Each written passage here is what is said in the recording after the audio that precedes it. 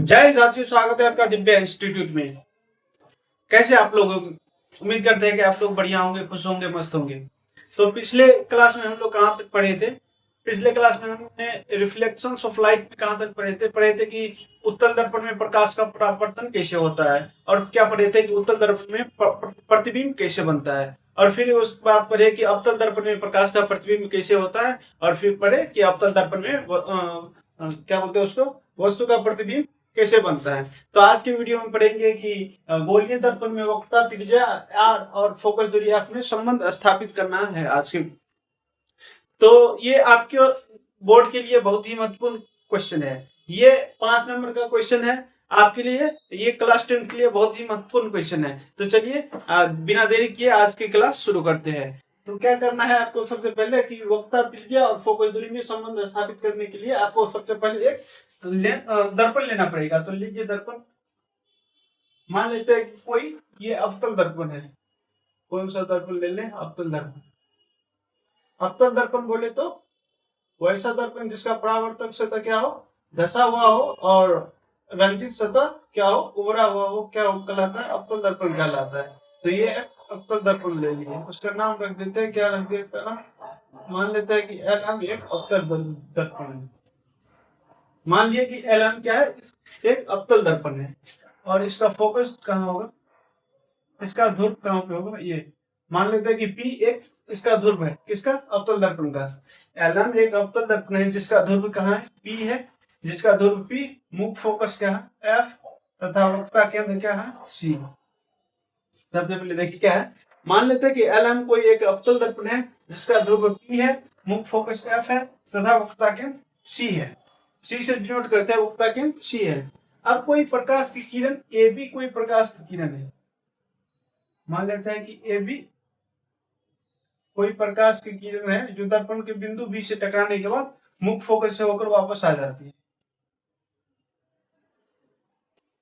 मान लिया कि एलएम कोई अवतल दर्पण है जिसका ध्रुव पी, मुख्य फोकस एफ तथा वक्रता केंद्र सी है।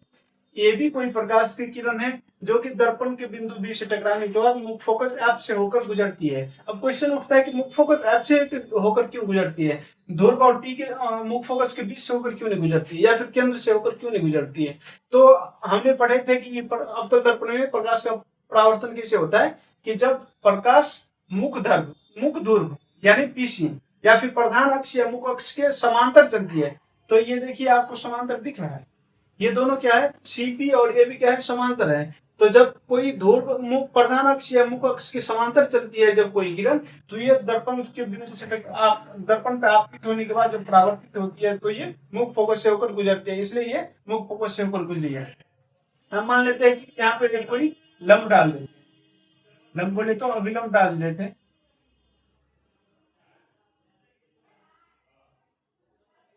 मान लीजिए बीसी कोई एक अभिलंब है। ये कितना हो गया? ये आपतित किरण है तो कोण आई से डिनोट करते हैं इसको, और ये परावर्तित किरण है इसको कोण आर से डिनोट करते हैं। समझ ले, ये एलएम एक अवतल दर्पण है जिसका ध्रुव P, मुख्य फोकस है तथा वक्रता केंद्र C है। ये भी कोई प्रकाश की किरण है जो क्या है? मुख्य अक्ष के समांतर चल रही है। तो दर्पण से बिंदु से टकराने के बाद मुख्य फोकस से होकर क्या हो जाती? गुजरती है। तो आइए आपको लिखिए, सबसे पहले इसका हल में लिखिए।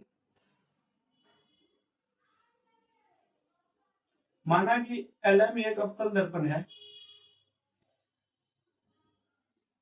एलएम एक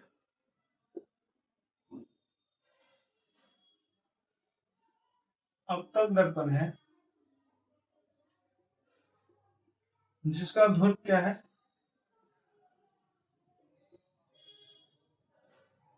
जिसका ध्रुव P, मुख्य फोकस F,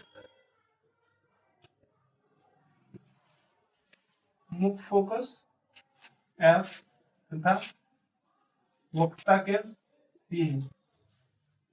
वक्रता केंद्र P है।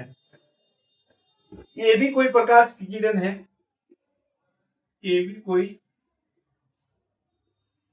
प्रकाश की किरण है। प्रकाश की किरण है जो दर्पण से टकराने के बाद दर्पण से टकराने के बाद एक मुख्य फोकस से होकर गुजरती है।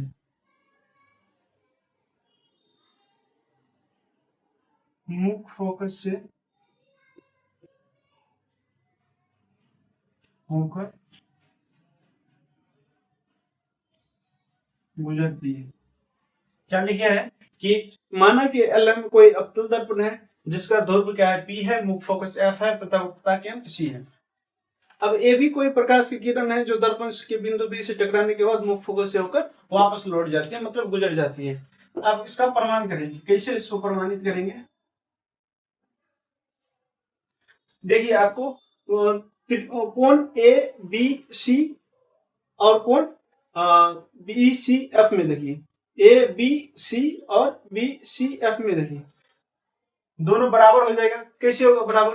ये आपतित किरण है, ये आपतन कोण है, ये परावर्तन कोण है। तो प्रकाश के परावर्तन के नियम में हमने क्या पढ़े है कि प्रकाश का परावर्तन का दूसरा नियम क्या है कि आपतित किरण परावर्तित किरण के बराबर होती है, मतलब कोण आई बराबर कोण आर हो जाएगा। तो ये कितना हो जाएगा? जितना कोण ये हो जाएगा इतना कोण ये भी हो जाएगा, मतलब कोण ए बी सी बराबर हो जाएगा कोण बी सी एफ के। ए बी सी कितना हो जाएगा? बी सी एफ के बराबर हो जाएगा। तो लिखिए कोण ए बी सी किसके बराबर हो जाएगा? कौन? बी सी एफ के। कैसे होगा बराबर? एकांतर कोण से, एकांतर कोण से। तो कोण बी सी एफ कितना हो जाएगा? कोण बी सी एफ बराबर कोण आई है। कोण बी सी एफ कितना है? कोण आई, मतलब ये भी आई हो जाएगा।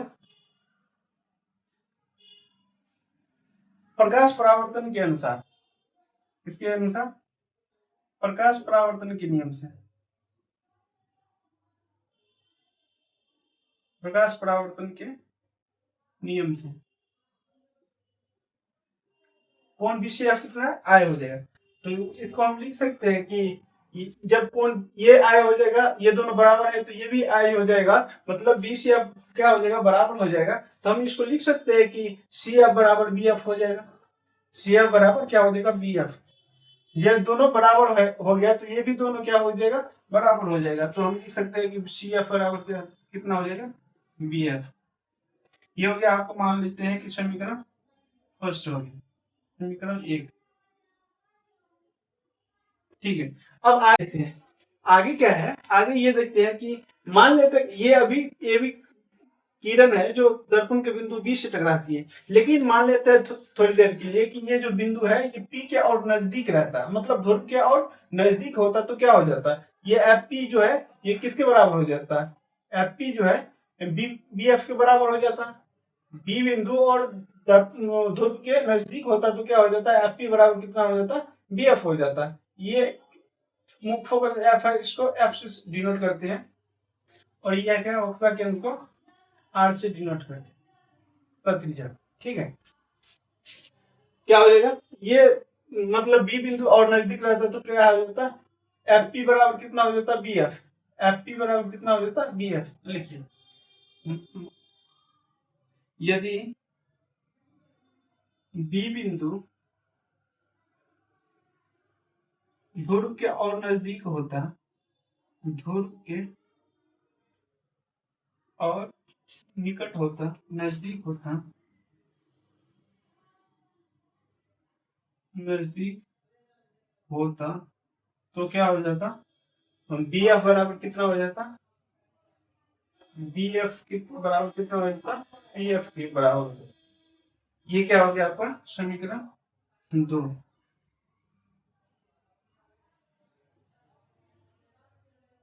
ये क्या हो जाएगा आपका? समीकरण 2। अब समीकरण बी एफ बराबर कितना है? यहाँ सी एफ, और यहाँ बी एफ बराबर कितना है? P F. मतलब तो हम क्या लिख सकते हैं कि पी एफ, इसको हम क्या लिख सकते हैं? पी सी, मतलब पी सी बराबर हम क्या लिख सकते हैं? F P plus C F लिख सकते हैं। कैसे लिखेंगे? पी सी बराबर हम क्या लिखेंगे? F P plus C F लिखेंगे, मतलब इतना को कितना लिखेंगे, इतना जो इतना बराबर इतना, मतलब पी सी बराबर C F plus B F. इसको यहाँ लिख देते हैं कितना, सी पी बराबर पी सी बराबर कितना लिखेंगे, C F plus P F. ये लिख सकते हैं ना, सी पी बराबर P F plus C F लिख सकते हैं। अब पी सी बराबर हम इसको क्या लिख सकते हैं, सी एफ किसके बराबर है, सी एफ किसके बराबर है, सी एफ देखिए आप किसके बराबर है, बी एफ के। अब बी एफ किसके बराबर है, पी एफ के। तो हम लिख सकते हैं P F plus P F. बोले तो पीसी बराबर हम लिख सकते हैं कि 2pf लिख सकते हैं। अब पीसी बराबर पीसी कितना है, ये देखिए पीसी आपका कितना है, आर है, तो इसको लिख सकते हैं आर बराबर 2। आइए कितना है पीएफ, पीएफ कितना है एफ, आर बराबर 2 है। ये आपको क्या करना था, प्रूफ करना था, ये संबंध हो गया। आप इसको देखिए आर बराबर 2f हो गया, एफ को इधर ले जाएंगे तो ये क्या हो जाएगा, आर से डिवाइड हो जाएगा, मतलब 2 जो है, तो एफ बराबर कितना लिख सकते हैं, आर के नीचे आ जाएगा बटा में, तो आर एफ बराबर कितना हो गया 2f, आर बराबर 2f और एफ बराबर कितना हो गया r/2। ये आपका क्या हो गया, प्रूफ हो गया, ये आपको प्रूफ हो गया। मतलब गोलीय दर्पण में वक्ता त्रिज्या और फोकस दूरी में क्या संबंध है, एफ बराबर r/2 या फिर r बराबर 2f। मतलब फोकस दूरी क्या होगा, वक्ता त्रिज्या की आधी होगी, या फिर आप ये वक्ता त्रिज्या कितना होगा, फोकस दूरी की दुगुनी होगी। आप एक पॉइंट करके लिखिए, नोट लिख दीजिए कि वक्ता त्रिज्या क्या होगा, वक्ता त्रिज्या फोकस दूरी के दुगुनी होगी, और फोकस दूरी क्या हो जाएगा, वक्ता त्रिज्या की आधी हो जाएगी। ये आपको ये प्रूफ हो गया कि वक्ता गोलीय दर्पण में वक्ता त्रिज्या और फोकस दूरी में संबंध यही आता है कि एफ बराबर r/2 या आर बराबर 2f। आपको सिद्ध करने के लिए दे देगा, तो आपको यही लिख के आना है। ये आपका 5 नंबर का क्वेश्चन हो गया। तो आज के लिए बस इतना ही, मिलते हैं नेक्स्ट क्लास में। तब तक आप लोग देखते रहिए दिव्या इंस्टीट्यूट और चैनल को कर लीजिए सब्सक्राइब। Thank you.